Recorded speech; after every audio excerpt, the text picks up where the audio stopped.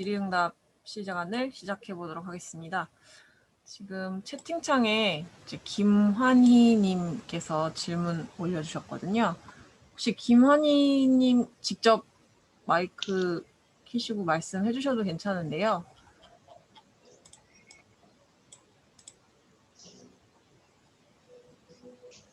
네. 네. 제가 지금 외부에 있어서. 네, 그러면은. 네네네. 네. 목소리가 잘 나올지 모르겠네요. 네. 네네. 말씀해 주시겠어요? 네네. 채팅창에 있는 거 질문 읽어드릴까요? 네. 네네. 먼저 강의 잘 들었고요. 아트 콜렉티브 마지막 말씀하셨는데, 이제 그 콜렉티브가 뭔가 이렇게 어떤 진보적인 대안이 될 수 있을까 이런 게 살짝 궁금해서, 이제 콜렉티브를 이제 운영하거나, 이번에 조영남 그 사건처럼 어시 작가를 운영하는 사람들, 아니면 AR 작가를 운영할 수 있는 어떤 플랫폼 자본이 커머넌스를 더 잠식하게 되는 건 아닐까. 그다음에 오늘날의 어떤 기술의 경향이 초격차 사회로 가고 있잖아요. 이런 부익부 빈익부 현상이 예술계에서 더 심화되는 거 아닐까 걱정됩니다.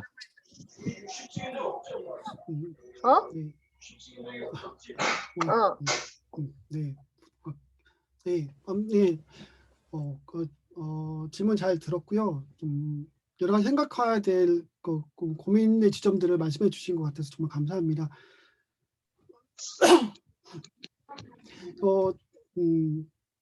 이런 거 생각해 볼 수 있을 것 같아요.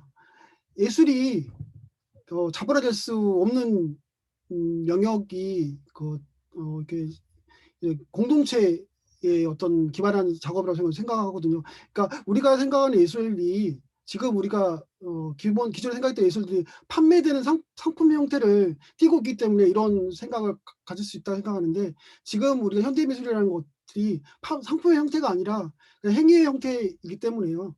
실질적으로 지금 현대미술 작가 하시는 작가님들은 정말 생업의 위협을 받으면서 작업을 하고 있거든요.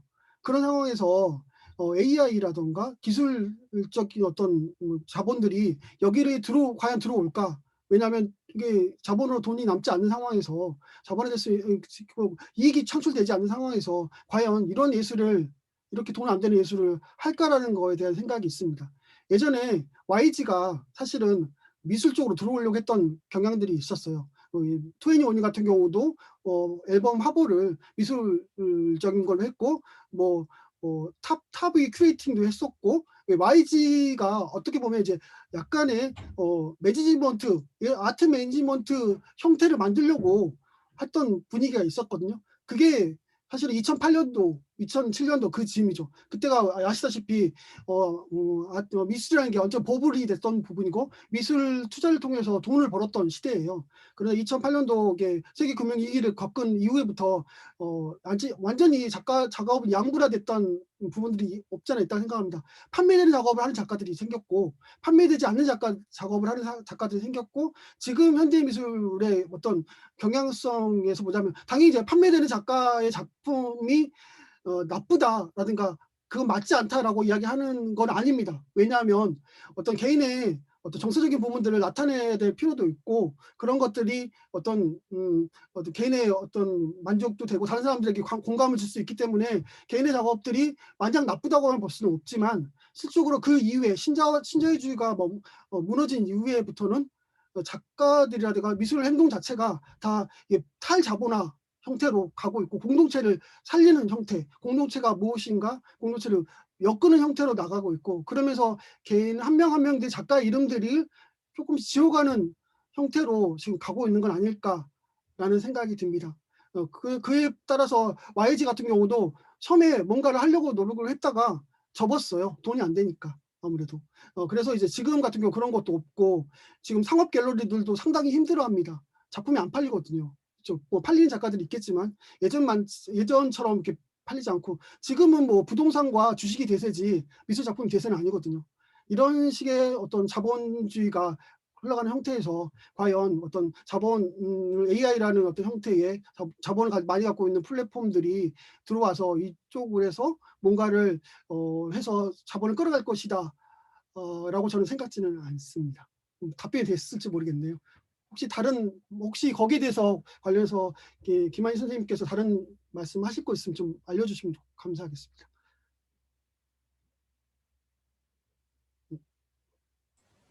그 뭐냐, 저는 제가 잘 몰라서 혹시 어떤 좌파적인 어떤 그 대항의 도구로서 어떤 AI나 이런 기술이 쓰일 수 있을까 이런 궁금증이 좀 들더라고요.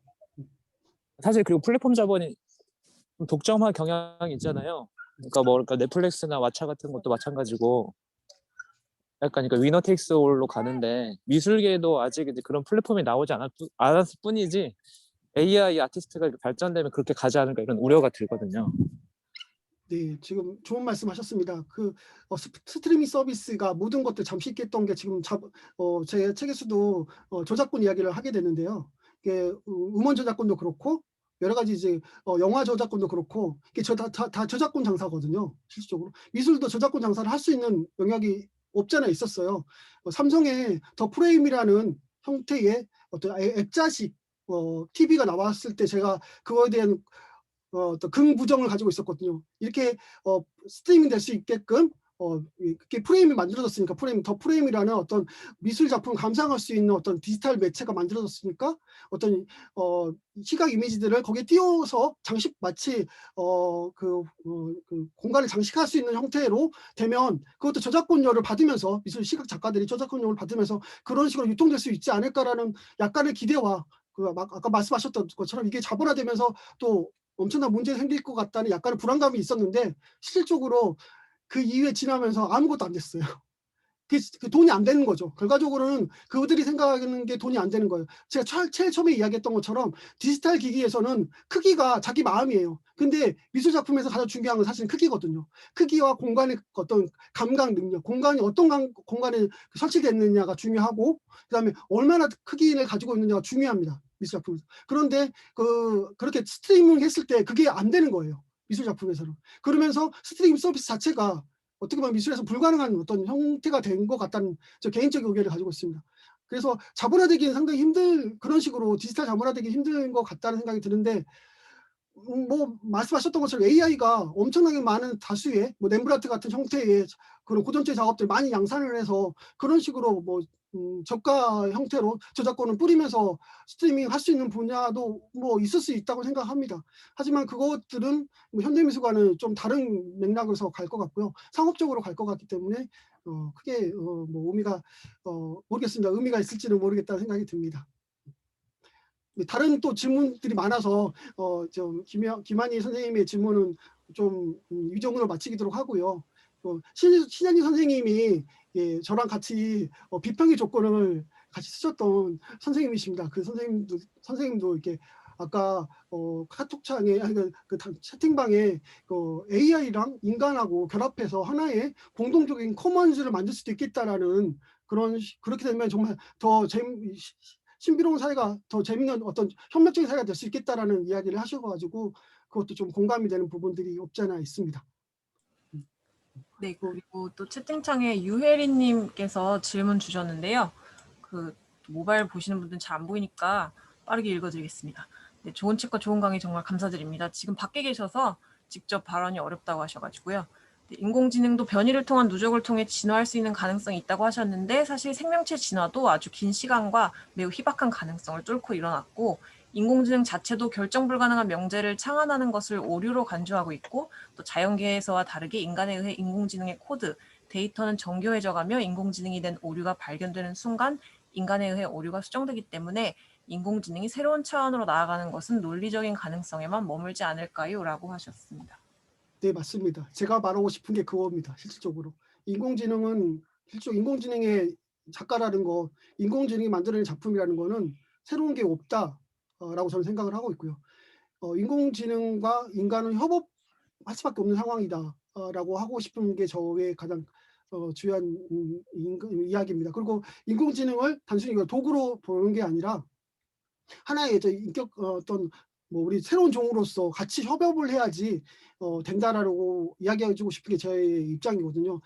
인공지능도 어느 시간에는 또 자기가 뭔가 될 수 있겠지만 우리가 알다시피 지금 현 단계에서는 우리가 생각하고 있는 인공지능, 우리가 좀 절망적으로 보고 있는 우리가 뭐 인공지능이 우리를 뭐 이렇게 지배할 것이다, 우리를 뭐 다 옥죄할 것이다 하고 하는 거는 여러 제가 의견을 들어봤는데 그건 거의 불가능하다라고 보통 과학자들은 이야기를 하더라고요. 인공지능이 그런 정도까지 갈 수는 없다라고 이야기합니다. 제가 얼마 전에 백투더 퓨처 2라는 거를 한번 봤어요. 그랬더니 지금 1990년대, 80년대 그 보면 스케이트보드가 하늘을 날아다니거든요.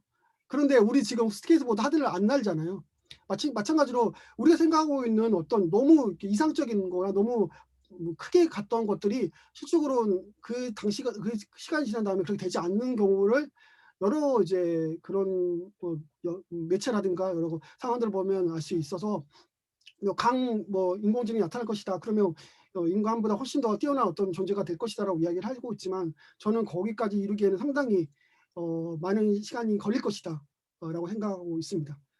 그래서 이게 이제 인공지능을 그냥 우리가 결과적으로는 뭐 이게 약간의 모르겠습니다. 약간 그냥 하나의 개체로 보는 거지. 인간과 동등하지만 우리가 포스트 휴먼 비판적 포스트 휴먼 입장에서 동등하지만 우리가 협력해서 도와줘야 될 존재라고 저는 인식하고 있습니다.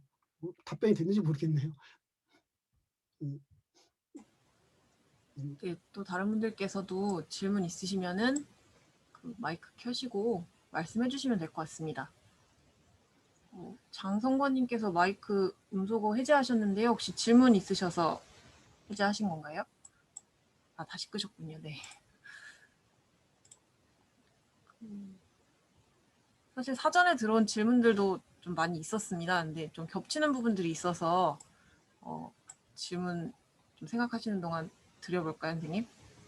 네, 그게 좋을 네. 것 같은데. 네, 그 제목에 관해서 궁금해하시는 분이 2분 계셨습니다. 곽다혜님 또 손보미님 두 분이 그 불탄 유토피아로 제목을 정하신 이유. 그러니까 책이 제목이 강렬한데요. 제목을 통해 전달하고자 한 의미나 의도한 바가 무엇인지 궁금합니다. 또 이처럼 강렬한 제목을 짓게 된 배경이나 에피소드 같은 것이 혹시 있는지 궁금하다고 하셨습니다. 네, 뭐 특별한 에피소드 같은 건 없고요. 첫 장이 유토피아에 관련된 이야기입니다. 유토피아, 우리가 생각하고 있는 유토피아가 아닐 수 있다.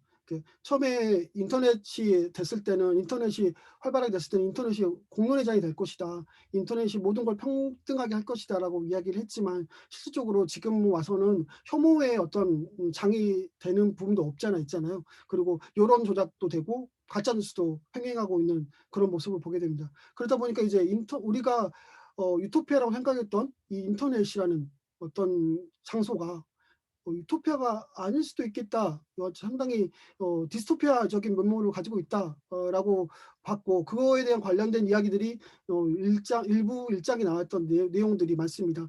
당연히 이제 일부 일장이 재미없다고 말씀하시더라고요, 다들 많은 분들이. 근데 그런 내용이 갖고 있다 보니까 불타는 유토피아라는 제목을 좀 상징하는 부분들이 없지 않아 있고요. 불타는 같은 경우는 뭐 여러 그 소개에서 언급했지만 불탄다는 게 불을 타면서 어떤 주변을 밝히는 어떤 역할을 하기도 합니다. 그래서 활활 불타면 좀 뭐 역동적인 어떤 형태로서 주변을 밝히지만 결과적으로 불탄다는 거는 어떤 것들이 타서 재가 된다는 의미도 갖고 있다고 저는 생각했거든요. 그래서 불타는 유토피아는 지금 우리가 이 디지털 기술 매체가 지금 우리 세상을 불태우고 있는데 그 불타면서 활활 밝히고 있지만 실질적으로 지금 이 모든 걸 잿더미로 만들고 있는 건 아닌가 라는 두 가지 생각을 갖고 있었고, 그래서 불타는 유토피아라는 제목을 짓게 됐습니다.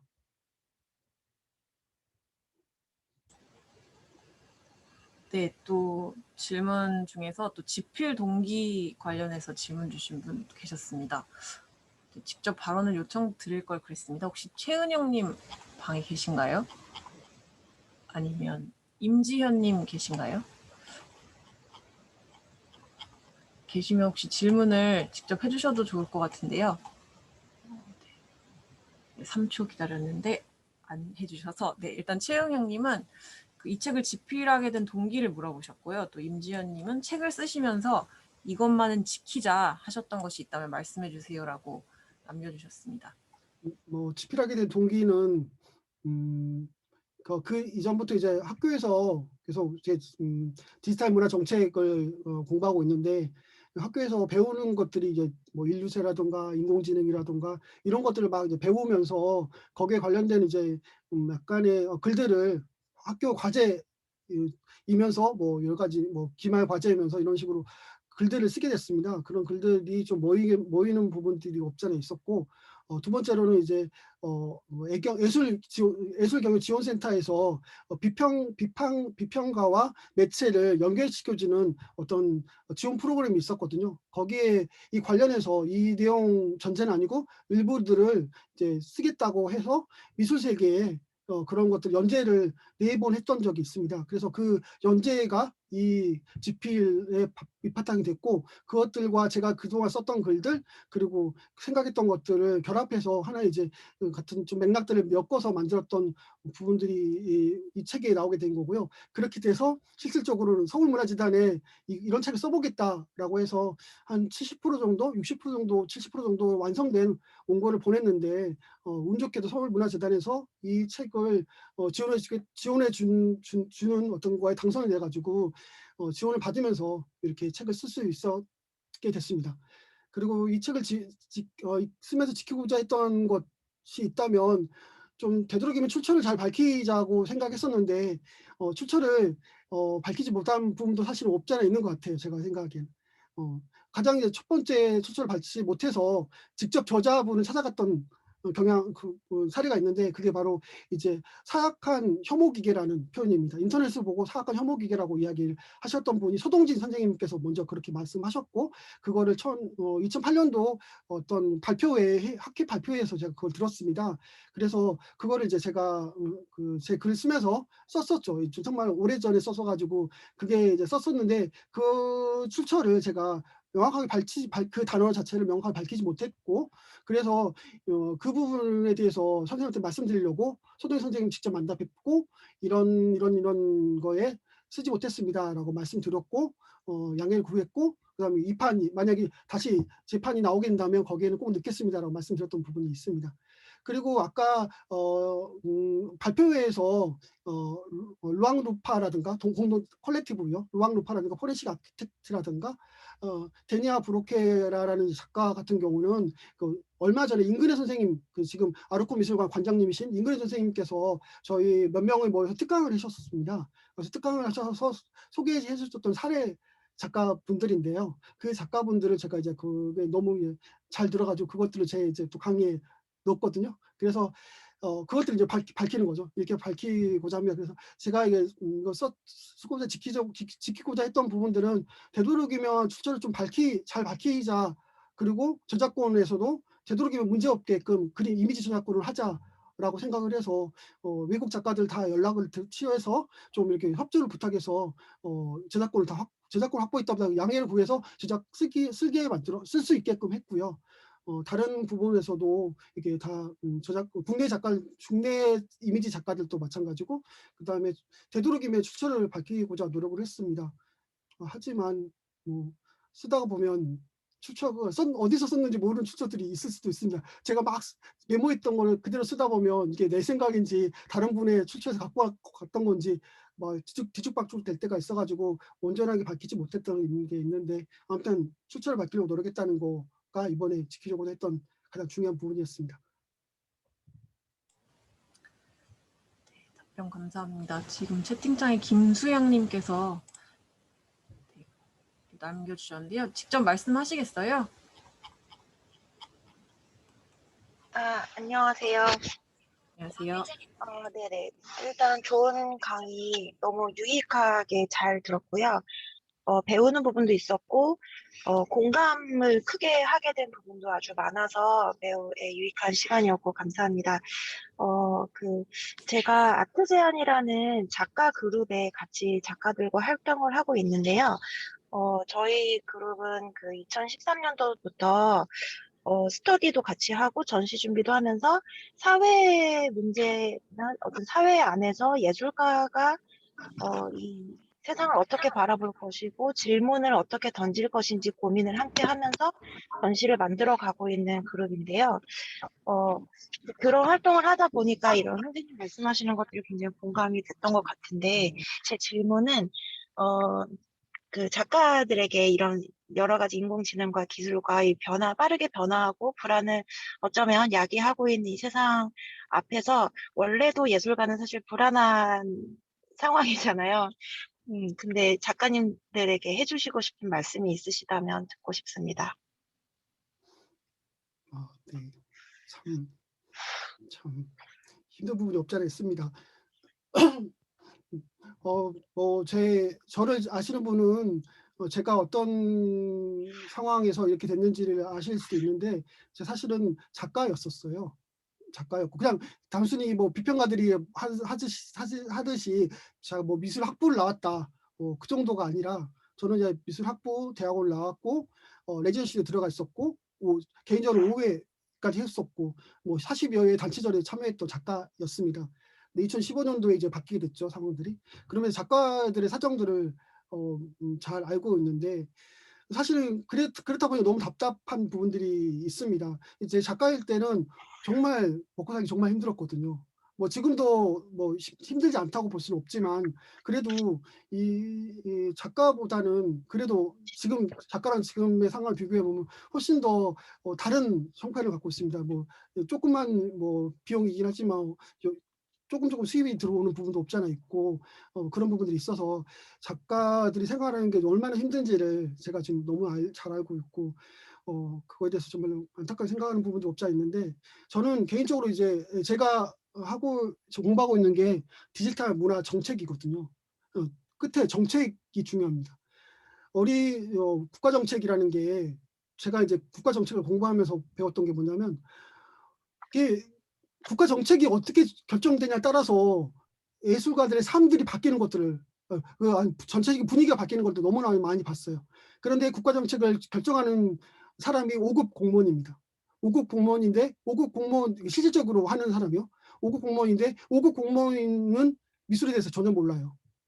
그리고 5급 공무원이 뭐 이렇게 자담회를 여러 가지 하게끔 만듭니다. 어디 뭐 약간 이게 뭐 연구소에 이렇게 수주를 줘서 하청을 줘서 거기서 연구를 하게끔 하죠. 그럼 그 연구소에서는 여러 사람을 모으라고 자담회를 많이 합니다. 미술가도 모이고 여러 가지 모여 자담을 해서 그 자담의 의견들을 이렇게 해서 정부에 올리면, 그 5급 공무원들은 5급 공무원 제가 보기에는 5급 공무원은 그걸 다 보고 바꾸는 게 아니라, 자신의 목숨, 자기의 자리가 중요하기 때문에 이전 거에서 많이 바뀌지 않은 상태에서 그냥 하는 경향이 없지 않아 있어요. 이게 미술진흥 중장기 정책이라고 해서 박근혜 정부 때 했던 정책이 있고, 박근혜 정부가 바뀌면서 이번에 우리 정부가 이번에 지금 하고 있는 정부가 했던 정책이 있습니다. 이 중장기 정책이 바뀌었는데도 불구하고 그 내용들을 제가 연구했던 적이 있거든요. 그 내용에서 바뀐 게 하나도 없고 그러니까 박근혜 정부 때는 3개의 중요한 사안이 있었습니다. 그런데 이제 문재인 정부에서 4개의 중요한 사안이 있거든요. 근데 3개는 똑같고 거의 똑같고, 하나가 뭐냐면 법제화하겠다. 법제화가 중요하다라는 게 하나 더 들어가 있거든요.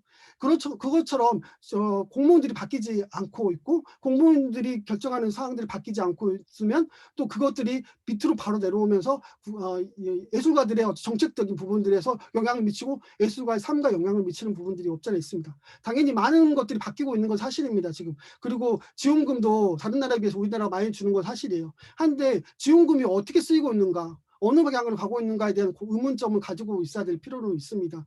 그래서 이 정책적으로 잘 구축돼야 될 텐데, 이 정책을 지정하는 사람들이 예술에 대해서 전혀 무지한 사람들이라면, 예술에 대해서 전혀 모르는 사람들이라면 과연 우리 미술가들이 살 수 있을까라는 생각도 들고요. 그래서 걱정이 되는 건, 예술가들이 이게 조금 정책적인 부분도, 미술 정책적인 부분에도 관심을 갖고 있고 거기에 비판적인 목소리를 낼 수 있어야지 우리 미술가들의 어떤 권리들을 찾을 수 있다는, 저는 그런 생각을 갖고 있습니다. 답변이 도움이 되었는지 모르겠네요. 네네, 매우 도움이 되었습니다. 감사합니다. 네, 감사합니다. 네, 장성건님 질문하시겠어요? 네. 제가 아까는 질문을 하려고 하는 것도 아닌데 성함을 불러주셔가지고요. 이제 방금 이제 처자께서 말씀하신 것처럼 사실 공무원의 정책이 문화예술 기관에 가장 중요하다는 걸 굉장히 공감하고 있고, 저도 이제 정부 조직에서 근무를 하고 있는데요. 제가 좀 이 그 책에서 좀 영감을 많이 받았던 부분은, 작가도 또 중요하지만 작가 이외에 우리가 소위 말하는 어시나 테크니션, 이런 그 다양한 직업군들이 사실은 그 이전의 어떤 예술 저작에 대한 방식과 의 변화들이 많이 되진 않았는데, 실제 현장에서는 그러한 니즈들이 굉장히 많이 필요하고 그거에 대한 권리들을 굉장히 부여해 줘야 되는데, 아직 사실 정책적으로 그러기에 구체적으로 되어 있지는 않은 상황입니다. 그래서 이와 관련해서 어떤 저도 이제 VR이나 AR이나 어떤 이런 기술 부분에서의 콘텐츠를 개발하거나 기획을 하는데, 좀 더 이런 다양한 직군들에 대한 포션들을 어떻게 줘야 될지, 사실은 그게 현장에서 이제 제가 고민하는 지점들인데요. 혹시 그런 생각이나 들을 해 보셨는지에 대해서 한번 여쭤보고 싶었습니다. 네. 작년에 서울시립미술관에서 유물예술 비트로라는 심포지엄을 했었습니다. 그때 제가 이제 모더레이터로 참여했었는데, 거기서 이제 제일 첫 번째 했던 거, 그러니까 거기에 주제는 뭐였냐면, 지금 비트화되어 있는 소장품들을 어떻게 미술관에서 소장할 수 있을 것인가에 대한 고민을 가지고 있었고, 거기에 대해서 이제 연구자들이 연구 발표를 했었던 부분도 있었는데, 첫 번째는 이제 퍼포먼스를 했던 작가분이 이제 거기에 대해서 발표를 하는데, 퍼포먼스를 했던 작가분이 발표하는 게 아니라 그거에 대한 어떤 것들을 퍼포머가 발표를 하게 됩니다. 그런데 작가분이 대본을 썼는데 퍼포머가 그걸 수정을 하게 돼요. 수정을 하면서 어떤 식이었냐면, 퍼포머에 대한 저작권이 왜 없는가? 퍼포머가 지금 이 행위를 하고 있는데 왜 이 저작권은 작가에게만 되는가라고 이렇게 문제 제기를 하는 퍼포먼스였어요. 그러면서 이제 서울시립미술관에서는 그 퍼포머와 그 작가분 두 분이 공동 저작자로 등급 올라가는 어떤 서류를 작성했었거든요, 새롭게. 그런 것처럼 저는 이제 계속 이제 거기에 대해서 그 크레딧, 작품에 대한 크레딧에 대해서 계속 이야기를 많이 발언을 하고 있는데, 지금 들어서는 하나의 전시를 만들기 위해서는 그 어떤 뭐 홍길동이라는 작가가 만들었겠지만, 홍길동뿐만 아니라 거기 공간 디자이너가 있고, 도록을 만든 도록 디자이너가 있고, 그걸 운송한 뭐 운송 기관도 있을 것이고, 여러 이제 사람들이 복합적으로 그 전시를 만들었는데도 불구하고 한 사람의 이름만 거기에 딱 거제된다는 것이죠. 그랬을 때 문제가 있다고 저는 생각하고 있고, 그래서 그 크레딧을 다 나열해야 된다고 저는 생각하는 입장입니다. 이제 그게 이제 첫 번째 시도고, 두 번째 시도는 뭐냐면, 그게 이제 더 앞으로 더 진화되어서 작가 이름은 그 크레딧의 하나로 한 줄이 돼야 된다고 생각하는 거거든요. 우리가 영화에서도 보면 영화의 감독이 가장 먼저 이름이 등장하긴 하지만, 영화에서 그런 논의들이 많이 있어요. 크레딧을 어떻게 할 것인가에 대한 논의들이 많이 있는데, 영국도 마찬가지고, 우리 미술 쪽에서도 작가가 가장 많은 지분을 가지고 있을 수도 있지만, 거기에 대해서 작가만 마치 이 모든 전시, 이 모든 것들, 아니면 작품을 만들 때도 어시를 빼고 이 모든 작업을 혼자 마치 뭐 천재인 거냐, 뭐 슈퍼맨인 거냐, 이렇게 적는 것 자체가 문제가 있다고 생각하고, 그런 것들이 개선돼서 모든 사람들이 동등하게 참여했던 것들을 밝히고 보여주는 형태로 변화돼야 될 것이다.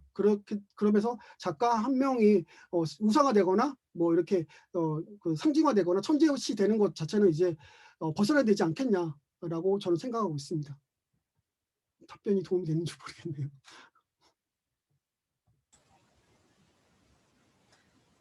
네, 이제 시간이 거의 별로 없습니다. 마지막 하나만 더 받아볼까요? 네. 혹시 지금까지 기다리고 계셨던 분들 중에 질문할 기회를 좀 노리고 계셨던 분 계시면 말씀해 주시면 좋겠는데요.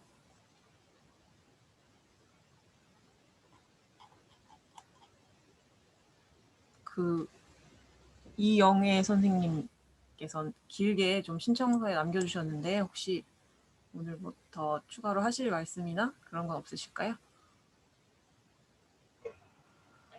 네, 감사합니다. 들리세요? 네. 네, 들리세요. 예, 아니요. 강연 내일 듣고 해서 제가 듣다 보니까 다른 그 질문이 생겼는데요. 간단하게 빨리 말씀드리겠습니다. 저는 사실 그 서울시립미술관의 자원봉사 도슨입니다. 그래서 작가의 입장이 아니고 사실은 미술 작품을 소비하는 입장에서 제가 볼 수 있거든요. 그 안진국 작가님 쓰신 그 작가님의 얘기나 다른 지금 질문하신 분 얘기 들어보면 사실은 서울시립미술관은 서울과 한가운데 있잖아요. 그리고 한가운데 있다 보니까 그 한동안에 광화문의 집회들도 있고 그래서 특히 그 저희 미술관은 좀 진보적인 사실 정권이 바뀌고부터 진보적인 성향의 작품이 많이 전시됐는데 미술관에 오시는 분들 중에는 거기에 대해서 굉장히 거부하시는 분들이 많았어요. 그래서 저 같은 경우는 서울시립미술관에서 하는 전시 작품들을 보면은 최근에 와서 그 과정과 경험 중심의 예술 작업, 즉 공동체 성격이 강한 작품들이 많고 퍼포먼스하는 그런 작품들이 많았어요. 그런데 미술관에 오는 많은 사람들이 거기에 적극적으로 호응하지 않는 그런 걸 봤어요. 그래서 오늘 지금 오늘 이렇게 화상회에 오신 분들 중에 제가 보니까 그 콜라보하는 분들도 계시고 해서 가능하면 그런 소비자들, 즉 관람객들을 호응을 끌어낼 수 있고 그들한테 좀 더 가까이 다가갈 수 있는 그런 작품들을 할 수 있는 그런 기회가 되는 교육이 되는 그런 것을 지금 작가님이 교육받고 계시니까 그런 게 있었으면 좋겠다는 거 하나 하고 그런 게 실제로 있는지 그런 거에 대해서 질문을 드리고 싶습니다. 네. 네, 좋은 질문 감사합니다. 저는 개인적으로 그런 생각이 있습니다. 그러니까 국가기관, 공립기관이 사립기관처럼 그런 식으로 어떤 사람들이 좋아하는 그런 것들을 과연 보여줄 필요가 있을 거라는 생각이 들어요. 사립미술관이 많이 있거든요. 실질적으로 뭐 국제갤러리라든가 유명한 뭐 인사센터라든가 인사도 가면 너무 많은 것들이 있는데 거기를 가시면 된다고 저는 생각합니다. 시립미술관이나 국청 같은 경우는 지금 시대의 어떤 이슈들이라든가 그런 것을 담아야 된다고 생각하고 있고 지금 아시다시피 서울시립미술관이라든가 국립현대미술관들이 보이는 행보들이 실제로 아까 아이콤에서 말했던 그 행보들이에요. 그러니까 모든 지금 세계의 모든 뮤지엄들이 그 비슷한 행보들을 보이고 있습니다. 지금 시대가 바뀌었고 그런 어떤 추림들이 있는데 거기에서 서울시립미술관이 그거를 안 따라간다는 것 자체가 좀 더 이상할 수도 있는 부분이 있어서 그렇죠. 그런데 이제 뭐 아시겠지만 서울시립미술관이 진보라고 이야기를 하지만 실질적으로 진보 진영이 너무 또 많은 지분을 갖고 있어서 문제가 되고 있는 부분도 없지 않아 있거든요. 국현도 마찬가지고요. 지금 소위 말해서 80년대 진보 세력이라던 분들이 이제 지금 그 권력을 가지고 계시거든요. 그거에 대한 또 문제 제기가 있어요. 미술계 내부에서는, 젊은 세대 내부에서는 그때 당시 젊었을 때 그렇게 역동적으로 뭐 투쟁을 하더니 이제는 공고하게 이렇게 자신의 어떤 권력을 공고화되지 않았냐라는 어떤 비판도 없잖아요. 거기에 대한 문제 의식도 많습니다. 그래서 저는 이제 그 이전 단계까지 할 필요는 없다고 생각하고 지금도 저는 문제가 있다고 생각하고 있습니다. 지금보다 훨씬 더 개방적이게 해야 된다고 미술관은 돼야 된다고 생각하는 입장이어서 이영애 선생님의 입장과는 좀 차이가 있네요. 실질적으로는요. 근데 예 그렇습니다. 그래서 저는 좀 더 나아가야 된다라는 입장을 갖고 있습니다. 여기에 대해서 조금 더 말씀을 드리자고 한다면 책에서도 이야기했지만 미술이 무엇인가 라고 했을 때 저는 미술은 어떤 대안이란 상상력을 자극해 줘야 된다고 생각하는 거거든요. 실질적으로 아무도 생각하지 않았던 부분들을 생각하게 되고 그러면서 그게 이제 새로운 아이디어를 만들어내면 좋겠다는 생각이 드는데요. 우리가 생각하고 있는 민주화라고 하는 대통령제라고 할 수 있죠. 한 사람의 권력들이 계속 바뀌는 형태의 투표를 통해서 바뀌는 형태의 어떤 투표 형태의 민주화 같은 경우가 실질적으로 파스칼 길렌 같은 경우는 민주주의 예술이라고 해서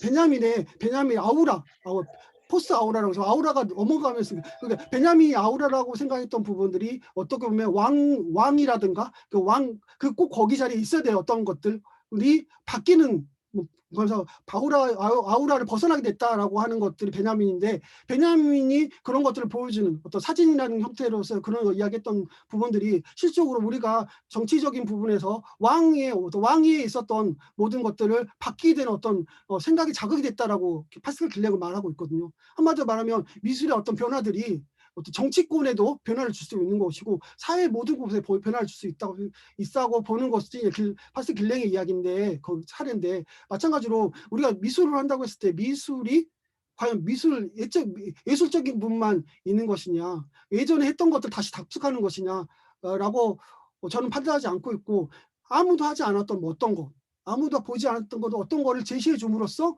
이 다음번에 그 제시를 가지고 다른 영역들, 정치라든가 경제라든가 사회적인 영역까지 변화시킬 수 있는 어떤 역량이 있다라고 저는 예술의 역할이 그런 거라고 생각하고 있거든요. 그래서 저는 그런 공공기관에서는 그런 모습을 보여줘야 되지 않을까라는 생각을 하고 있습니다. 네, 지금 이영애님 뭐 추가 말씀 있으세요? 네, 답변 감사합니다. 근데 공공미술관에 들어오는 것은 솔직히 말하면은 아무도 하지 않은 게 들어오지는 않아요. 왜냐하면 이미 바깥에서 했는 것들이 공공미술관에 들어오지, 솔직하게 말씀드리면은 공공미술관에 들어왔다는 것은 어느 정도 검증이 된 상태에서 들어오지, 그렇지 않는 게 좀 아쉬운 점이 있습니다. 저희도 미술관에서 보면 아무도 하지 않은 거, 새로운 거, 그런 거를 했을 때 관람객들에게 더 신선하게 다가갈 수 있지만, 솔직히 말씀드리면은 공공미술관의 성격상 아무도 하지 않은, 전적이 없는 것을 들어오기가 사실 좀 어렵죠. 어쨌든 말씀 감사합니다. 수고하셨습니다. 예. 네, 지금 말씀하시는 중에 채팅창에 김님과 김온환님이 코멘트 주신 거 있는데요. 이거를 진짜 마지막으로 답변하시고 마치면 어떨까 합니다. 네, 김온환님은 직접 말씀해 주시려고 지금 마이크 켜신 것 같습니다. 네. 마이크가 제가 되는지 모르겠는데. 네, 잘 되고 있습니다. 안녕하세요. 네, 좋은 강연 인상 깊게 잘 들었는데요. 아까 강연 중간에 조금 언급하고 지나가신 부분인 것 같은데, 지금 작가 개인의 그 이야기를 담고 있는 작품들이 지금 미술계 분위기에선 좀 소외당하고 있는 것 같거든요. 오히려 사회 전반적인 분위기나 그 국가 지원금 같은 경우도 뭐 콜렉티브 그룹이나 사회 이야기만 담고 있는 그런 쪽에 지원이 더 많이 되고 있는 것 같은데, 이렇게 가는 방향이 올바른 방향이라고 생각하시는지 개인적인 의견이 궁금합니다. 네, 참 이제 어려운 좀 부분이긴 합니다. 실질적으로 지금까지 이제 작가 개인의 삶을 그리는 거, 자기가 봤던 것도 그리는 것들이 거의 대세였고, 그러면서 이제 변화됐던 부분들이 없잖아 있지만, 실질적으로 작가 개인의 그건 예전부터 계속 있었던 부분인 것 같습니다. 작가 개인의 삶이라든가 이야기를 그렸던 부분들은. 하지만 우리가 미술의 전반적인 변화를 보더라도 모더니즘의 작업이라던가 그 이후에 이렇게 여러 가지 이제 아방가르드라던가 포스트 모던이라든가 이런 분위기를 봤을 때 그 시대상과 연관되어 있는 부분이 분명히 있습니다. 모더니즘은 산업혁명과 연관되어 있는 부분이 있고, 팝아트 같은 경우는 이제 사실 콜라주라든가 사진 콜라주라든가 어떤 서브컬처랑 연관되어 있는 부분들이 없지 않아 있습니다. 그리고 아방가르드에서 미니멀리즘 같은 경우는 공산품 생산과 연관되는 부분들도 있고요. 아무튼 이제 그게 맥락이 있는 것 같습니다. 개인적인 작업을 하시는 작가분들은 계속 개인적인 작업을 하시고 있는 것 같고, 시대적인 변화들을 잡아가는 작가분들은 계속 시대적인 작업을 계속 하시는 것 같습니다. 그래서 이게 어떤 게 맞고 어떤 게 틀리다고 단정할 수도 없는 부분인 것 같고요. 이 투트랙이라고 저는 생각하는데요.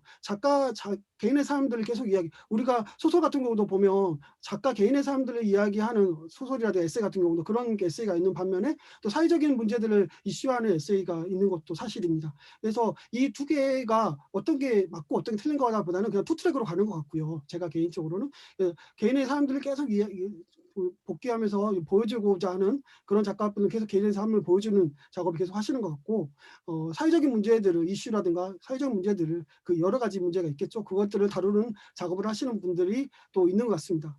그랬을 때 이제 우리가 어디에 또 더 집중하게 되느냐에 대한 문제가 있을 텐데요. 실질적으로 개인의 삶에 대해서 이야기했던 것들은 예전부터 쭉 계속 이야기했던 것 부분이기 때문에 뭐 갑자기 그거를 다시 부각시키거나 갑자기 다시 이야기할 상황은 아닌 것 같고, 그렇다 보니까 계속 변화하고 있는, 계속 미술의 장에서 계속 막 변화하고 있는 어떤 사회적 맥락과 연관되어 있는 작업들에 더 초점이 맞춰지고 있는 것 같습니다.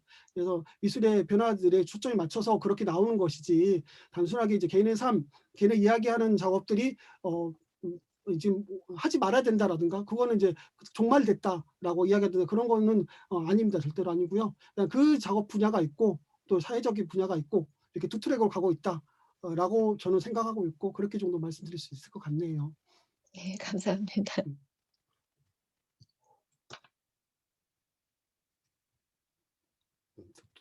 채팅창에 김님께서 저는 익숙한 미술품 보러 미술관 가지는 않을 것 같아요. 진보가 뭔지에 따라 다르겠지만 이렇게 주신 게 있는데 여기에 대해서 말씀해 주실 네. 부분이 있을까요?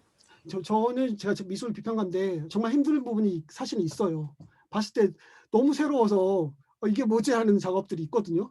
실질적으로 가면 저 또한도 제가 뭐 이렇게 많이 뭔가를 많이 봤는데도 불구하고 이거 뭘까 라는 생각이 들기도 합니다. 하지만 우리가, 저는 개인적으로 이런 생각은 꼭 있어요. 그 개전 미술의 가장 유명한 작업이라고 할 수 있는 코수스의 세 개의 의자라는 작업이 있습니다. 그 어떤 작업이냐면 한쪽에는 개념, 의자의 개념이 나와 있는, 사전에 있는 의자의 개념이 나와 있고, 중간에 진짜 의자가 있고, 반대편에는 의자 사진이 있어요. 그래서 세 개의 의자라는 작업인데, 이 작업을 봤을 때 저는 정말 조형적이라고 생각을 하거든요. 기본적으로 이렇게 가운데 의자가 있고 양쪽에 밸런스가 맞아서 정말 조형적으로 좀 좋은 작업이라고 생각하고 있습니다. 예, 그게 개념적으로 중요한 작업이기도 하지만 조형미가 있다는 거죠. 샘도 마찬가지입니다. 뒷상의 샘 같은 경우도 우리가 레디메이드의 중요한 작업으로 이야기를 하지만, 어떤 비평가들은 그 샘의 모양 자체가 약간 에로틱하면서도 곡선미가 살아있다라고 이야기하는 부분도 있거든요. 그러니까 다른 여러 가지 그 어떤 소변기 중에서 왜 그걸 선택했을 것인가, 왜 그거에 이 작업으로 좋은 것인가에 대한 걸 이야기했을 때, 우리가 시각예술, 조형예술이라고 봤을 때 가장 먼저 드러나야 될 건 시각적인 부분이라고 저는 생각하고 있습니다. 여러 작업들을 보게 되는데 정말 의미가 어떤 건지 모르는 작업들, 개념적인 작업임에도 불구하고 시각적으로 정말 끌리는 작업들이 있어요. 그에 비해서 이거 전혀 아무것도 모르겠던 작업이 있거든요. 우선 어떤 걸 하더라도 시각적으로 먼저 매력이 있어야 된다라는, 저는 그 개인적으로 생각하고 있고요. 아무리 진보적 새로운 거라고 하더라도 시각적인 매력을 가지고 있지 않는 작업 자체는 사람들에게 인정받기는 힘들지 않겠냐 라는 개인적인 생각을 갖고 있습니다. 근데 이제 그 시각적인 매력이 어디서 어떻게 감지할 수 있느냐라고 또 이제 물어볼 수 있을 텐데, 이게 추상 미술과 연관돼서 생각할 수 있는데요. 많이 보고 많이 경험하면서 쌓이는 어떤 그런 것 같아요. 제가 보기에는. 그러니까 좋은 작품과 나쁜 작품을 구분했을 때, 여러 사람한테 했을 때는 제가 좋은 작품이 다른 사람들이 좋은 작품일 가능성이 한 70%에서 80% 정도 있더라고요. 기본적으로. 다르기도 하지만 그것들은 이제 제가 계속 작품들을 계속 보면서 어떤 시각적인 경험들이 있었고, 그 경험들이 쌓이면서 이건 조형적으로 좋은 작업이고 그렇지 않은 작업들을 어떻게 보면 구분할 수 있는 어떤 뭔가가 있었을 것 같고, 그것들이 모든 사람들이 공유하고 있는, 같이 경험을 많이 했던 사람들이 공유하고 있는 어떤 장이 있다고 저는 개인적으로 그런 생각을 갖고 있습니다. 답변이 도움이 되셨을지 모르겠네요. 감사합니다. 이제 막 토론이 시작되는 느낌이어서 지금 마무리 짓기가 좀 아쉽기도 한데요. 네, 맞춰야 될 것 같습니다. 그 안진국 저자님께서 마지막으로 혹시 마지막으로 하실 말씀 있으시면 해주시고 마무리하도록 하겠습니다. 저도 이제 비대면을 통해서 이렇게 포럼을 받거나 심포지엄을 보는 경우가 있는데, 한 시간 반 동안 이렇게 보는 건 너무 힘들거든요. 조그만 화면에서 보는 거 너무 힘들고, 특히 스마트폰이면 더 힘드실 겁니다. 그런데도 불구하고 오랫동안 이렇게 정말 부족한 영변이고 부족한 게 많은데도 들어주셔서 정말 감사드리고요. 제가 작가였었던 있었고 지금 다른 일을 하고 있지만 또 작가님들 또 작업한 작가님들 많이 생각하고 있고 그래서 최대한 좀 작가님들한테 도움이 되는 어떤 상황들을 만들기 위해서 노력하도록 최선의 노력을 다 해보겠습니다. 이것으로 가름하겠습니다. 제 말은. 감사합니다. 네, 이상으로 그러면 오늘 불타는 유토피아 출간 기념 강연회는 마무리하도록 하겠습니다. 오늘 강연해주신 안진국 저자님 저희도 정말 감사드리고요. 그리고 참석해주시고 또 경청해주시고 또 생각 나눠주신 모든 분들도 감사드립니다. 잠시 광고를 하나 하자면 제가 채팅창에 지금 메일리스트 등록 링크를 올렸으니까요. 혹시 아직 저희 메일을 받고 계시지 않다면 등록해 주시면은 지금 다음 행사는 3월 20일 토요일 저녁 6시에 또 예정이 되어 있거든요. 방법으로서의 경계라는 책의 저자 강연회가 준비되어 있으니까요. 네, 또 메일로 알려드리도록 하겠습니다.